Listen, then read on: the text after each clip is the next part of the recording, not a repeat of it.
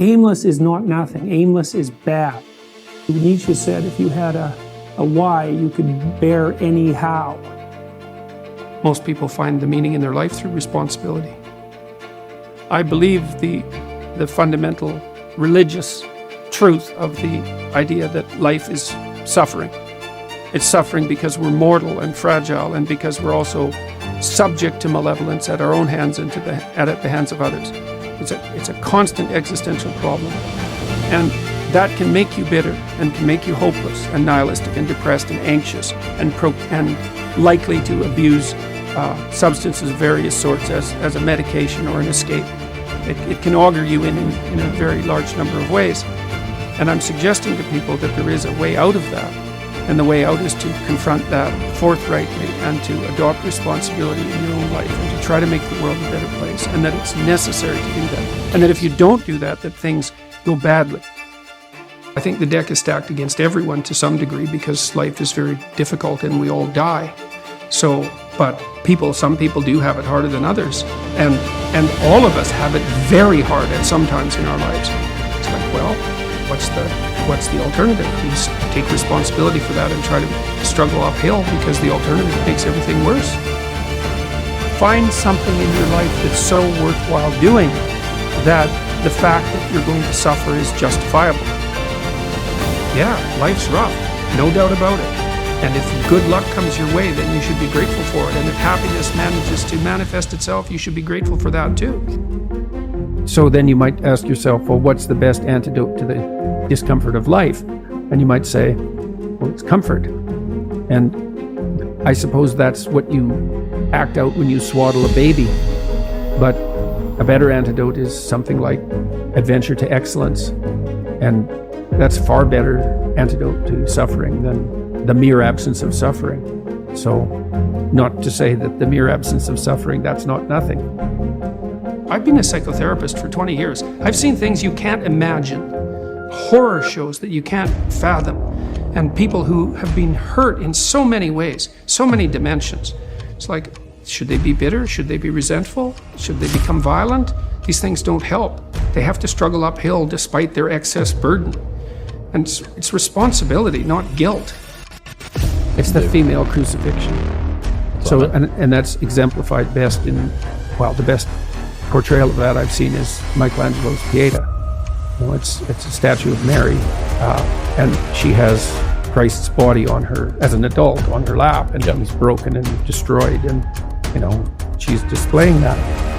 That's the bravery of a mother to allow that to happen, but not only that, to facilitate it. Where you go, kid. Where you go. Well, why? It's dangerous out there. It's like, yeah, no kidding. More dangerous here if you stay with me by a lot. So you might lose your body out there in the world, but if you stay here, you lose your soul. It's a pretty competitive world. There's lots of competition for young men in particular. There's competition for status and limited resources and for the attention of women. And just because you're nice doesn't necessarily mean that you come out particularly well in those competitions. I would like to say that you should all be smarter, but I don't know how you could be smarter. We don't know anything about how to improve intelligence, and I suppose we don't really know anything about how to improve industriousness either, but I can tell you that people who are industrious come up with a strategy for solving the problem that's ahead of them, and then they do whatever they can to stick to the strategy. And so, for example, if you sat down today or tomorrow for a couple of hours, 3 hours, and you filled in a Google Calendar or whatever you happen to use with a strategy for studying and a list of when all your assignments are due and all of that, and when you're going to sit down and study, then you won't be in a position where you have to cram for 10 hours a day hopelessly right before, an important exam. It's beautifully put that love is the highest ideal to reach for, and truth is... It's handmaiden. I thought about that for a long time, right? This hierarchy of ideal. And the thing about truth, that bitter truth, let's say, that cynical truth, is it can break the shackles of naivety. And actually, a burnt cynicism is a moral improvement over a blind naivety, even though one is in some ways positive, but only because it's protected, and the other is bitter and dark. It's still better. But you're not done at that point. You're just barely started. I think optimally we exist to have something like a playful adventure, right? We're built for an optimal challenge. It's partly why we like to play. In play, you find an optimal challenge. It's almost like the definition of play. And so if you can organize yourself and the world optimally, then you have adventure, and maybe you have the adventure of your life. And if you can do that brilliantly, then you can do it in a spirit of play. That's what you need and want. I saw an endless repetition in my clinical practice and in my own private life, when my eyes were open, the consequences of not saying what was true. It's like whatever hell you might fall into by opening your mouth when you have something to say that isn't popular, it's nothing like the hell that you're going to envelop yourself in if you lose control of your own tongue and mind. And like I said, in my clinical practice, I never saw anyone get away with anything even once.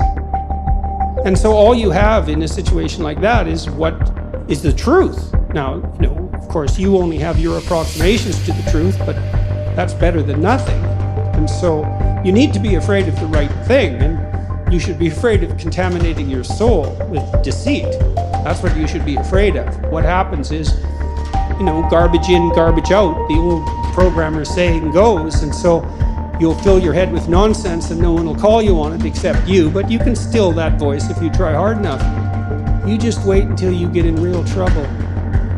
One day there'll come a point where you have to make a decision, and the decision is the difference between life and death, or worse, between someone else's life and death, or worse, between health and the suffering that's worse than death.